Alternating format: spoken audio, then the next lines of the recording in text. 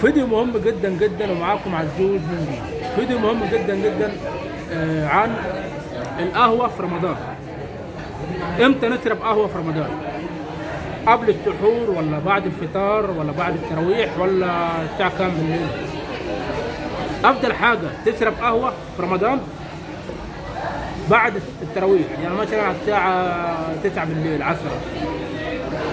ما ينفعش أنا أشرب قهوة قبل السحور وأنت تيجي بعدها بعد الفجر هتنام، لأن القهوة دي هتعمل لك مشكلة في الدماغ وتصدع وتعمل لك مشكلة مش حلوة ويبقى عندك إرهاق.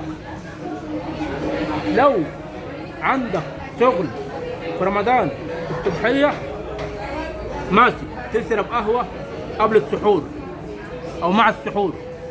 لو أنت مش هتنام بعد السحور، عندك شغل مثلا الساعة 7 الصبح 8 الصبح، اشرب قهوة مع السحور. أما لو أنت فاضي صبحية مثلا هتنام مثلا بعد الفجر، يبقى ما ينفعش نشرب قهوة على السحور. عايز اشربها بعد الفطار، مثلا بعد ما تاكل بعد التراويح تشرب لك قهوة.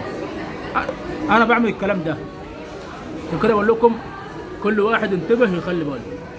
واتمنى يعجبكم الفيديو واشتركوا في القناة واعملوا لايكات مع تعليقات الحلوة مع تفعيل الجرس.